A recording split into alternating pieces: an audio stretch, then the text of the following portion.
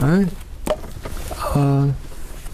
Now, last time, as we left, I read you a few prophecies out of the maybe 300 or so that were given to the house of Israel and all its other different names in the Bible, and said, who in history, in today's history, starting from 1800, who fulfills these prophecies? When you look at the world, who is this? But I want to show you the verses this time. You might just want to take these things down for later on, or go back and review over the tape or the video. What do we got here now? You got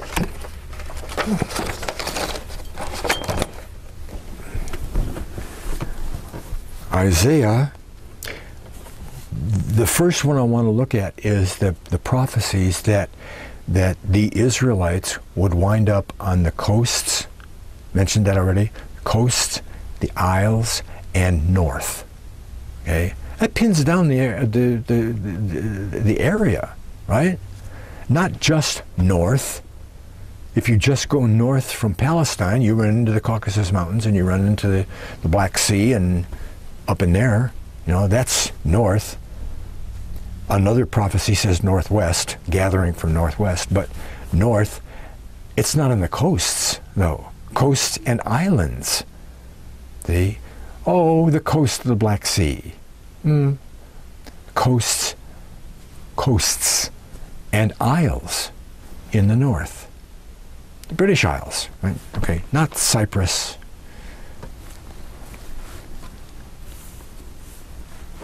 Okay, 41, Isaiah 41, 1. Isaiah has an awful lot to say to the isles, or the isles afar off. And so does Jeremiah, which we'll see. The isles. He says in 41, he says to the Israelites, okay, who haven't been conquered yet. Okay? Isaiah wrote these prophecies to the house of Israel before they were conquered by the Assyrians. Okay? And he says that keep silent. He's talking to Israel here. Keep silent before me, O isles, islands, and let the people renew their strength. Let them come near and let them speak, and let us come near together in judgment.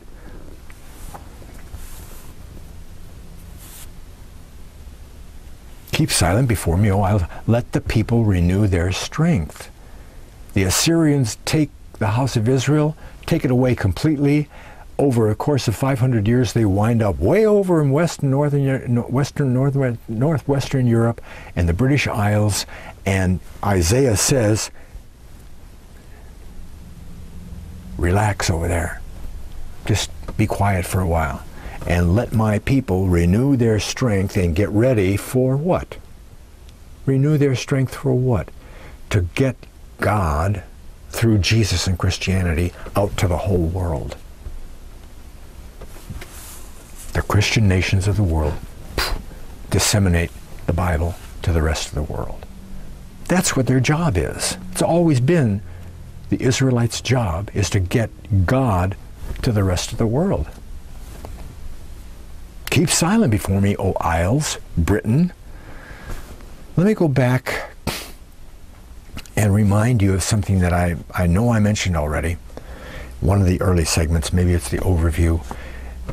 You take up any of these prophets, the major or minor prophets, big books and small books is all that is, plus plenty of other books that aren't called prophets, and look at all of the names that are given, all of the prophecies that are given to the house of Israel by all of its different names, right? Jacob, Joseph, Israel, house of Jacob, house of Joseph, house of Israel, house of Isaac sometimes, Israel, Ephraim, Samaria, probably one or two other names in there. Well, any prophecy that goes to any of those names, you just put a little line through it, okay? Put a little line through it with your pencil, and on top of it you say B/US, Britain and the US. Keep silent before me, O isles. Britain and the US, be silent, wait for whatever. All of a sudden, the whole Old Testament, all the prophecy is going to open up to you.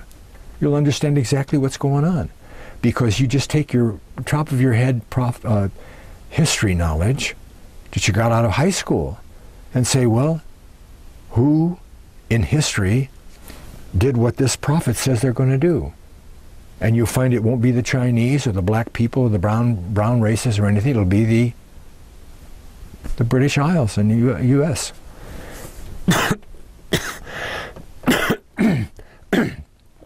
Islands and coasts. Isaiah 51, verse 5, 51 verse 5 says, the isles shall await upon me, and on mine arm they shall trust. Hearken unto me, my people, and give me ear, O my nation, for a law shall proceed from me. This is God talking, right?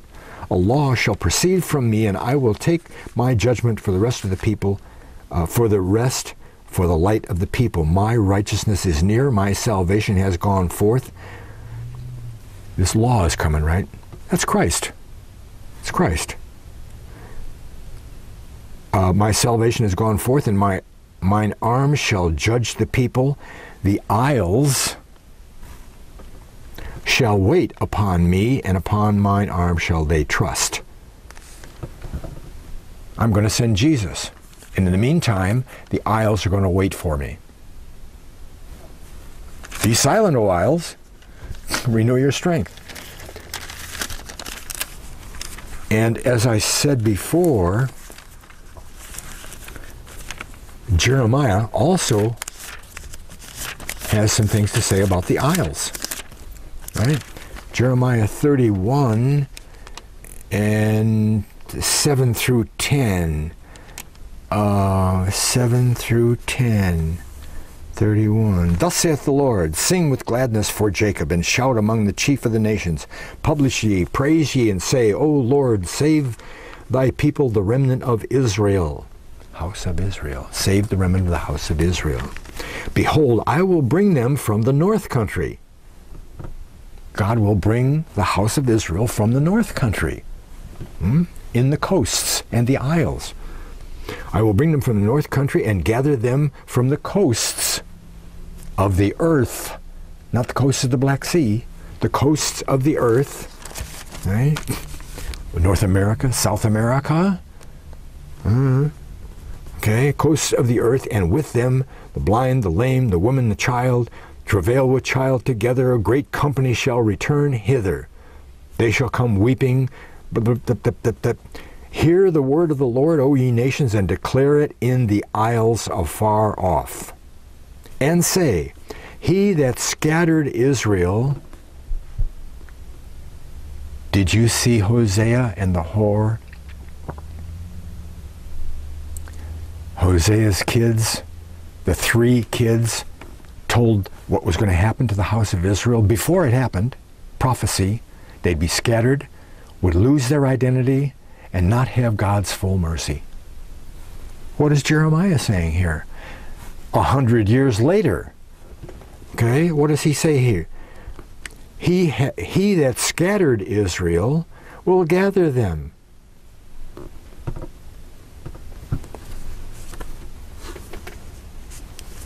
Coasts, the isles, and the north. Now what about the empire?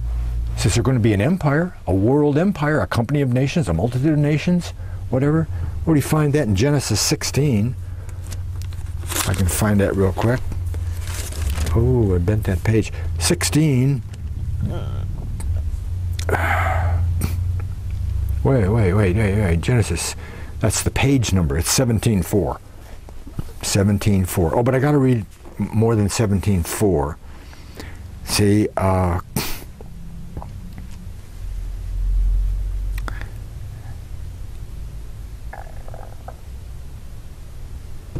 Abram is 90 years old and 9. The Lord appeared to Abram, 90 and 9, and said unto him, I am God Almighty, walk before me, and be thou perfect. I will make my covenant between thee and me, and will multiply thee exceedingly. He's already told him some of this stuff, but he's telling him again. Exceedingly. As for me, behold, my covenant is with thee, and thou shalt be the father of many nations. Multitude of nations. Many nations. Neither shall thy name be any more called Abram, but thy name shall now be Abraham, for a father of many nations have I made thee. Many nations. Not one after the other.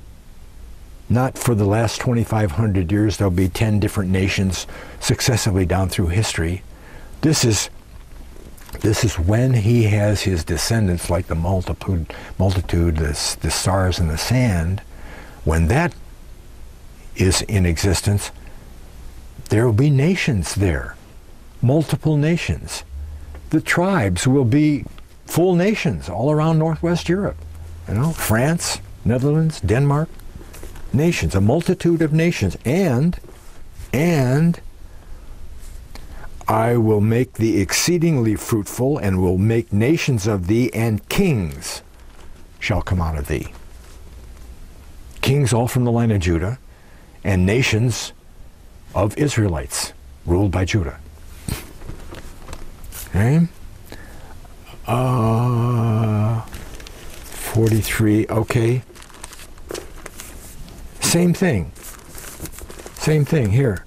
This is Genesis 35:10. Okay? And God said unto him, thy name is Jacob. Oh, well, he's changing names again. See? Changing name. But it's Jacob now. It's not Abraham. Ah, Jacob. Thy name is Jacob. Thy name shall not be any more Jacob, but Israel shall be thy name. And he called his name Israel. And God said unto him, I am God Almighty. Be fruitful and multiply. A nation, and a company of nations. You see that separation there? A nation, a great nation, one of the greatest nations of history, and a company of nations. Company of nations shall be with thee, and kings shall come out of thy loins. And I'll give you the land that I gave your fathers. That's the same thing he just told Abram, didn't he? Down in earlier chapters. Now he repeats himself. He told Isaac pretty much the same thing. Now it's to Jacob. Okay? When God repeats himself, pay attention. And he means what he says.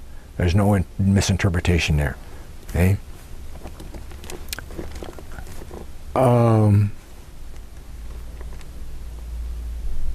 In 49, remember when Jacob passes out the birthright? Before he does that, Joseph brings his two sons, Manasseh the older and Ephraim the younger, for a blessing. Not a prophecy, just a blessing, you know. And he pushes the kids toward Jacob, who can't see because he's old and he's ready to die. And instead of putting his right hand, the hand of blessing and power, on Manasseh, firstborn, primogenitor, firstborn, supposed to get everything. Instead of putting it on his right hand on Manasseh, he crosses his hands and puts his right hand on Ephraim. And Joe says, hey, you got it wrong here. This guy here, he's the firstborn. Just settle down. I know. He will be a great nation, a people, a great people. But Ephraim will be a company of nations. He'll be bigger than Manasseh. There it is again. One nation, a great nation, and a company of nations. Two things. Right? And then on 62.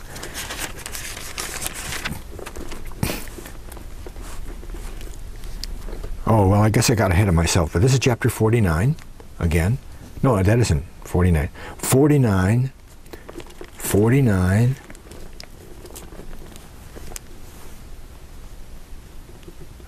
Oh.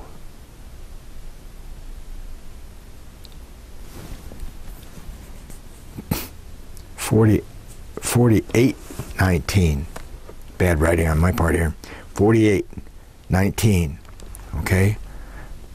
That's what I told you. 48:19. Truly his younger brother, Ephraim, shall be greater than he, Manasseh. His seed shall become a multitude of nations. He says, I know it, my son, I know it. He also shall become a people. He also shall be great, a great nation. But his younger brother, Ephraim, is going to be a world empire. And just to clarify, in the First World War and the Second World War, the Western Allies, France and all that, okay, the Western Allies were a company of nations, weren't they? But they weren't a world empire. France was never part of the British Empire. Neither was Denmark, okay? Ephraim became a world empire, the ruler of a world empire, a company of nations, that kind of a company, not just an association kind of a company. They ruled. Okay? Just for clarification purposes. And it also, one of the promises that we had was that they'd go everywhere, right? They'd go everywhere. They would spread abroad, so to speak. Here, page 33. 33, it's 28:14. 28:14. Well, 13 ends this way. He says, the land whereon thou liest, to thee, this is Jacob when he has that dream, and then he anoints the rock, Bethel, and so forth, and he sees, okay. Whereupon thou rest, I will give it to thee, and to thy seed. And thy seed shall be as the dust of the earth, which is what he told Abram. And thou shalt spread abroad to the west, to the east, to the north, and the south, and in thee and in thy seed shall all the families of the earth be blessed. And that goes two ways. That goes two ways. Most of traditional Christianity wants to say, that's Christ. Christ blesses that whole. But there's another way that's important to notice also. That's true. That's true. But how did Christ get to all the nations of the world to be blessed? By the British and the American missionaries, right? Starting with Joseph of Arimathea in 37 AD, who built seminaries up there in Glastonbury and got the word of Christ out to everybody, okay? That was Israelites, that was their job from the very beginning, to show God to the rest of the world, to bless all of Abraham's seed and all of Jacob's seed. All of the Israelites, not just Christ, would be involved in blessing the whole world with God's information, His name, His plan, His reality. Spread abroad. And they did, didn't they? Those Israelites are everywhere. There's plenty of evidence that Israelites are down in South America, are in Central America. Israelites, get this part, in 1000, no, 1400, 1000 BC. 1000 BC in Las Lunas, New Mexico. There's a big religious complex, you know, mounds and buildings and stuff, you know, big temple area, okay? In this temple area, there's a rock face about 4x4. See if I can find it here quickly. It showed up one other time when I was looking through here. 4x4 rock face that's inscribed. Got a big, a heavy inscription on it. Lots and lots of lines of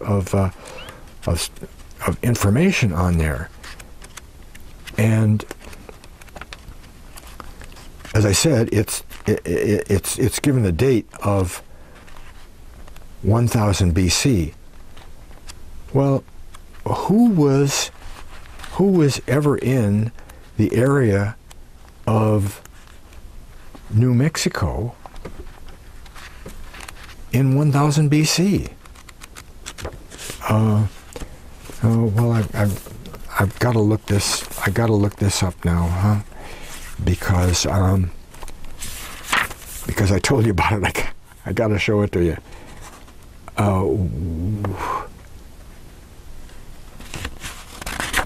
Wait a minute. Las Lunas, 155. I knew it was close in here. 155. Here's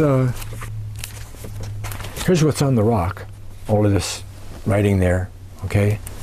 That's what's on the rock. And it's an ancient Hebrew. 1000 BC in New Mexico, ancient Hebrew. Here's the rock. Oh, and there's E. Raymond Capt, right? There's the rock right there. What does that rock say? Huh? What is that writing in ancient Hebrew? Las Lunas Decalogue. Decalogue? That's the 10 Commandments. The 10 Commandments are written on this rock in 1000 BC. How could that happen? How could that possibly happen? Haven't I told you several times that the tribe of Dan, with their cousins, all became the Phoenicians, and they went everywhere? The tribe of Dan, the Phoenicians, were over in America, and they not only just got there, but they had time to inscribe the 10 Commandments. Remember, that's 400 years after Moses got them from God on the Bible, on Mount Sinai. 400 years, okay?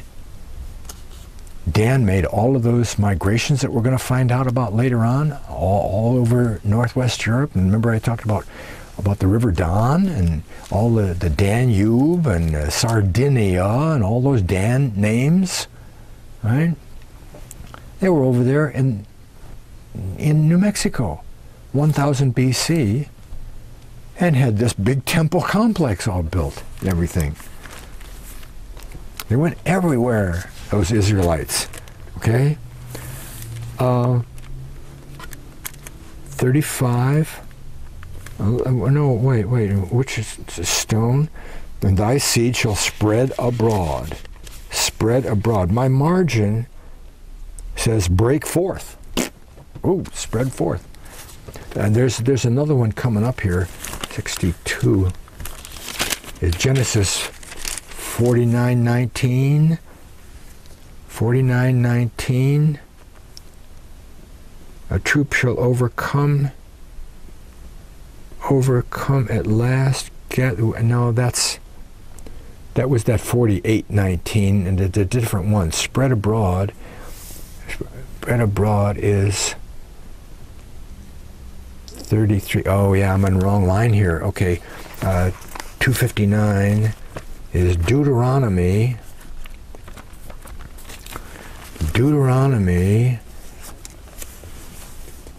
And it's 33:17. There's a lot of 17s in here, you know, and 17 is a number for victory. Also, it's connected heavily with resurrection. And it's mentioned twice in connection with Noah getting on and off the ark. 17th is a important day for God. Deuteronomy 33:17. His glory, this is all Joseph, okay? Starts at verse 13 through 17, takes half of a column. A lot to say for Joseph, same as when Jacob passed out the birthright, but this is Moses before they go into the promised land, and he's giving all the tribes their blessings, okay? But way down at the bottom of verse 17, he says, his glory is like the firstling of his bullock, and his horns are like the horns of a unicorn, and with them he shall push the people together to the ends of the earth. And they are the 10,000s of Ephraim, 10,000s of Ephraim, world empire, bigger than the United States, and they are the thousands of Manasseh, his brother. Great company. And there you got three different times. Three different times. Jacob says it. He says it. Jeremiah says it. And Moses says it. You got two different things happening here. One great people and one great empire. Okay, they're going to spread abroad. Spread abroad. That's also in Isaiah 27. Oh, well, let's take a look at Isaiah 27:6. 27:6 says, he shall cause them that come out of Jacob to take root. Israel shall blossom and bud and fill the face of the world with fruit. Metaphorically speaking. They're going to go everywhere. They're going to be everywhere. Okay? Push the other people to the ends of the earth. Didn't we push the Indians to the end of the earth? All right, okay. Undefeatable. You've heard me talk about that a bunch. Undefeatable. They're going to be undefeatable, which is Isaiah 54:17. And we got some good background here on Isaiah 54. But let me read this to you here. 17. No weapon that is formed against thee shall prosper.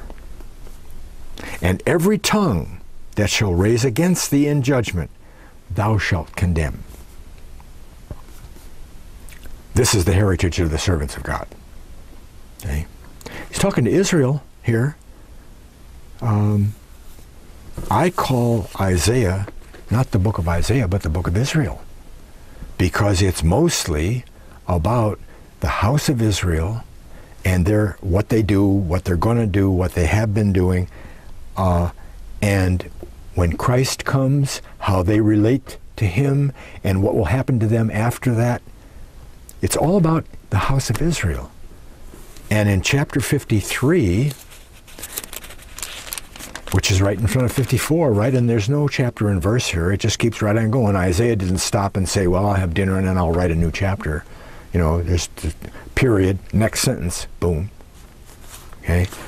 And 53 is the suffering Messiah. The Messianic chapter, you know, Handel's Messiah. And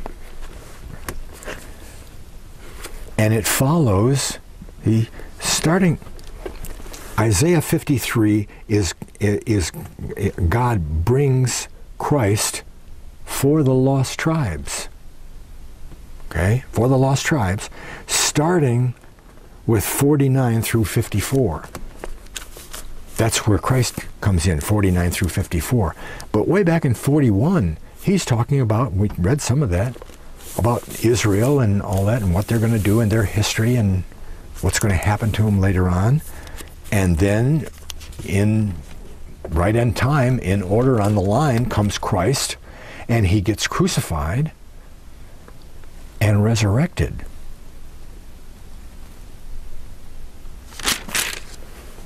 Wow. Gets resurrected. And then because of that, Isaiah says, sing, O ye barren. If you start with 54 and don't connect it somehow with 53, you're going to wonder who that barren is. Sing, O ye barren, O that did not bear. Break forth into singing and cry aloud, thou that did not travail with child. For more are the children of the desolate than the children of the married wife. Well, what kind of sense does that make? You know? You got to do some digging to find out what's going on there. Somebody didn't have any kids, they thought. But God says, no, you had more kids. You had more kids than this other group over here. Who is the desolate wife? Who is the married wife? Well, God made a covenant with all 12 tribes. And he said, you're my people, you're my inheritance, you are my wife. We're married. And every time they got off the track, he used idol worship. When they did idol worship, he used sex, adultery, unfaithfulness, and so forth to characterize what they were doing. They were whoring around down in Egypt. Whatever. Okay? Because they were an unfaithful wife. They would understand that. Okay? Well, God said only one wife, didn't he? You know. But they decided that they were going to split. And now God's got two wives. They made God a bigamist, okay? But he still looks at them as though they were a wife. And, okay, if you do right, remember he told Jeroboam, he said, if you do it right, you'll be like David. Boy. And Jeroboam went right to idol worship immediately. And God gave him 200 years to get better. And they didn't. So he said, okay, I'll divorce you. Jeremiah says that. He gave him a bill of divorcement. Out of here. He didn't divorce the tribe of Judah and the kingdom of Judah down below. They were still married. The Israelites lost their identity, didn't they? They didn't know who they were, right? For a long, long time. They had inklings, but, you know, none of these history guys knew who they were. You know, they didn't know who they were. They didn't have God's mercy. They were scattered all around and everything. And they weren't God's people anymore. They just weren't. Not so the Jews. Even the Jews that went, smaller groups that went with the Israelites and settled in different places, they were always connected with God, the God of the Bible. Always. When they didn't have a nation, when they didn't have a city, when they did have a city, never, never in history have they been separated from God. They've always been married to God. But not the Celts or the Scythians. They were divorced. They were the barren wife. Right? Sing.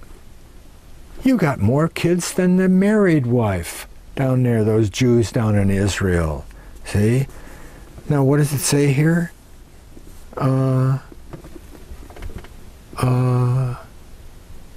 17 again, right, 17. No weapon formed against you shall prosper. Right? You shall be established in righteousness. Thy children shall be taught of the Lord, and the great shall be the peace of thy children. He's talking to Israel now. Now, now that Christ, taking the place of God, was killed, God died, now God's law will allow God to remarry the divorced wife. Because the law says you can't remarry unless your husband died. You know, if you remarry, it's adultery. Well, it's not adultery now because Christ, in the form of God, died, and now God can open the door so the Israelites, the house of Israel, can get back in contact with him and get on with their job of getting God to the rest of the world.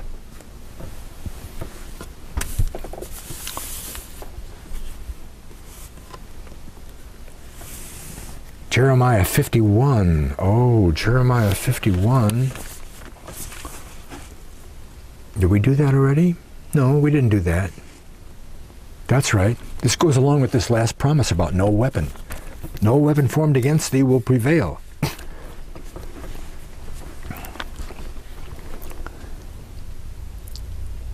The portion of Jacob is not like them, those other people, for he is the former of all things, and Israel is the rod of his inheritance. God speaking. Israel is the rod of God's inheritance. Israel is God's inheritance, and they're a rod. What do you do with a rod? Right?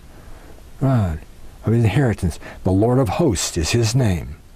Thou, Israel, thou art my battle axe. My battle axe and weapons of war. And with thee I will break in pieces the nations, and with thee I will destroy kingdoms. And with thee, Israel, the house of Israel. In the 1800s, in 1917, Israel will be God's battle axe. That's what that means. Thou art my battle axe, weapons of war, for with thee I will break in pieces the nations, and with thee I will destroy kingdoms, and with thee I will break in pieces the horses and the riders. And it goes on for 2 or 3 more verses, breaking in pieces everything in the world. Who beat the Kaiser? Israel. Who beat Hitler? Israel. Right?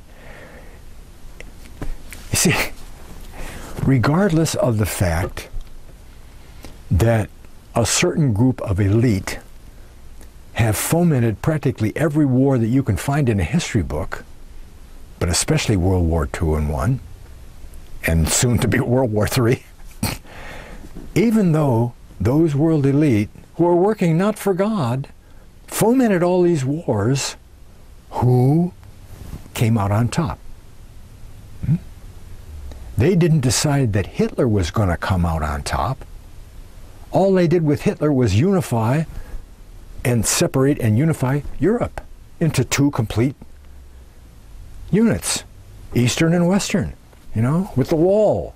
Set up a division between the West and Russia. Cold War, oh boy. But even though all that manipulation happens, Israel wins the war. Just because God said to David, one of your descendants will always be found ruling over groups of Israelites. If you've got an Israelite nation, like France, like Belgium, like Switzerland, like the Netherlands, like England, like Britain, if you've got an Israelite nation, one of your people, one of the descendants of you, David, will be ruling over those people. Because Judah got the birthright. Period. You know, there's no thinking about that. That's what God said will happen. He didn't say any of those kings and queens over the people would be good people and treat the people properly and wouldn't be corrupt, wouldn't start wars so that they could gain control over some other country. He didn't say that. He just said, line of David would rule. He just said, God is my battle axe, you're my battle axe, and with you I will put down world tyranny. That's the way God has preserved the earth until today. If he hadn't said that he was going to do that and there was no guideline for that, we probably would be all dead, right? Because somebody else is at work doing it, trying to control everything. That was God's way of keeping the world sane for a while anyway. See, doesn't Revelation say he cuts it short? Otherwise everything would be gone? Well, God's been cutting it short for 2,000 years. God, you are my battle axe, right? Okay, now let's go back again to Genesis. Oh, wait a minute. Is this the right Genesis here? No, that's the next one. The first one is Genesis 22:17 again. 17. Okay, 22:17. What does 22:17 say? 22. That's the other page here. It says that in blessing I will bless thee, and in multiplying I will multiply thy seed as the stars of the heaven, and as the sand of the seashore. Who is that to? That's Abram. Okay, that's early on, Abram. Okay, and thy seed shall possess the gate of his enemies. Talk a lot about gates, enemies, right? When there's this big population group, you're going to find that the Israelites will control all the major access points of the earth. Gibraltar, Suez, Cape of Good Hope, Madagascar on the other side around there, the two entrances on either side of the Arabian Peninsula, the Panama Canal, the Falkland Islands down Hong Kong, on and on and on, all by Britain or the United States, mostly Britain. Okay, I got to show you this. I think I showed you this once before. Every one of these red circles is a gate, an access point on the earth. Okay? Where is it? Look at all those red circles. They're everywhere. They're everywhere, major access points, and they're all controlled by Britain or the United States, by the elite. Don't you know that the elite are Israelites? Many, many, many of the elite are Jewish. Jewish. One person I trust said just recently that when the Jews were threatened with beheading or become Catholic, I think it was in Spain, they converted on the surface. And then they proceeded to infiltrate the Catholic hierarchy and became the Jesuits. Well, sure, why not? Why not? It's what they did every place else, right? It's what they did every place else.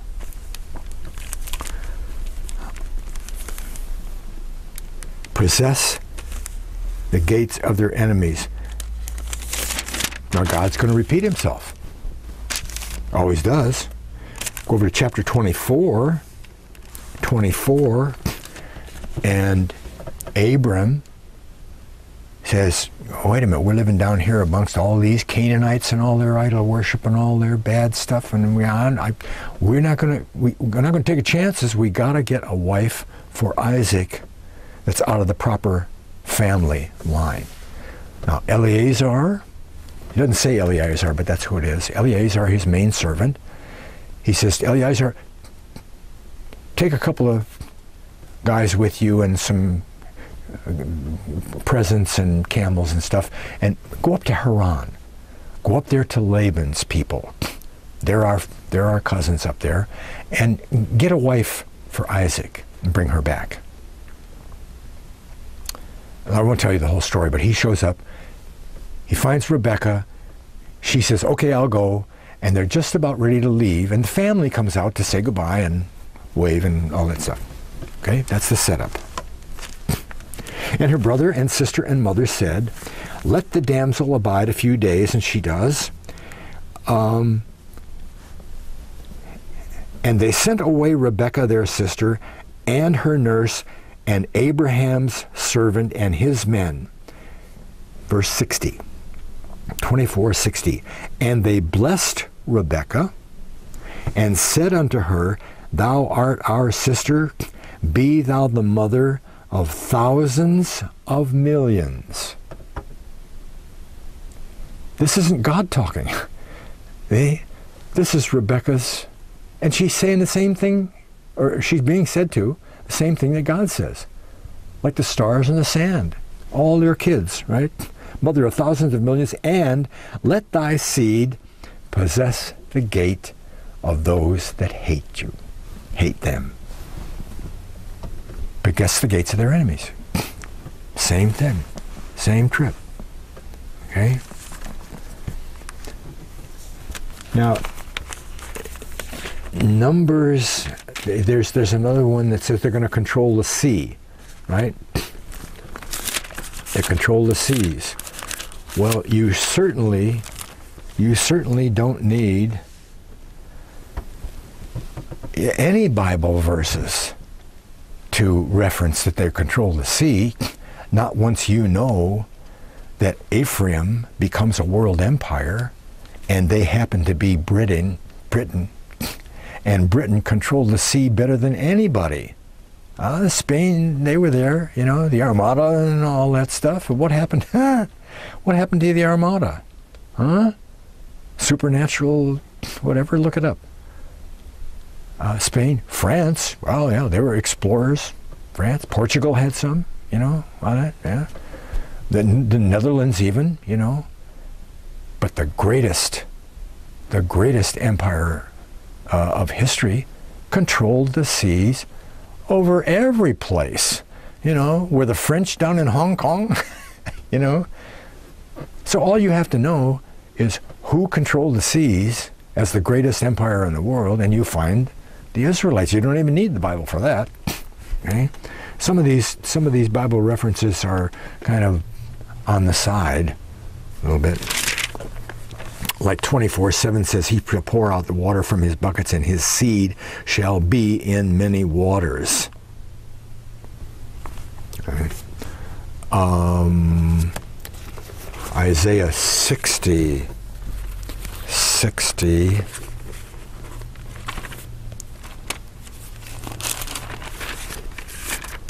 Is that verse 5?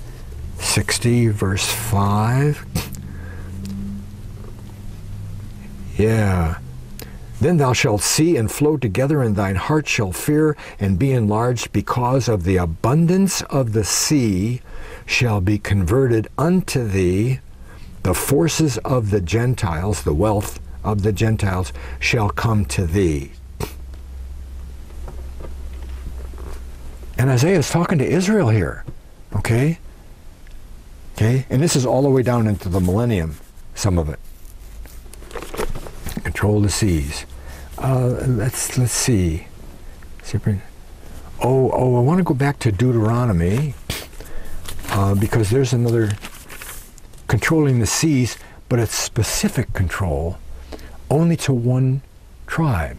It isn't control of the seas. It's just that they will be involved with the sea almost more than any other tribe.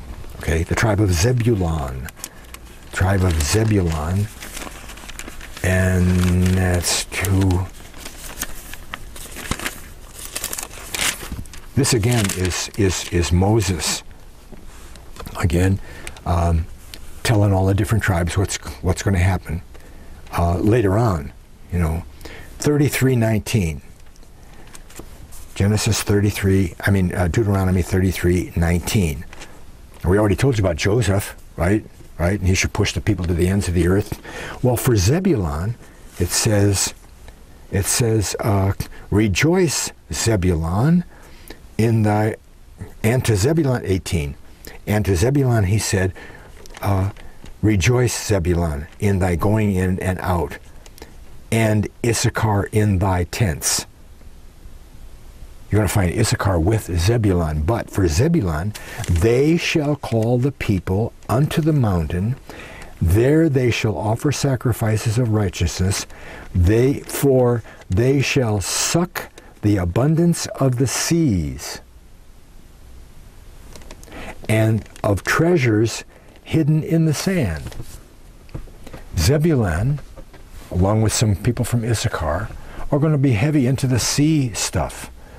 And there's a really good book called The Strange Parallel that you can get from the Covenant people. At least they used to have it, the Covenant people. And it outlines all the parallels between what Zebulun is prophesied and promised to do or have or be with what the Netherlands is today. One place it says that Zebulun would be a haven for ships. They'll be by the sea. They invented a very specific and unique kind of fishing net arrangement. A couple of nets on both sides of the boat that hung down and stuff, and they're heavy into the sea, fishing and so forth.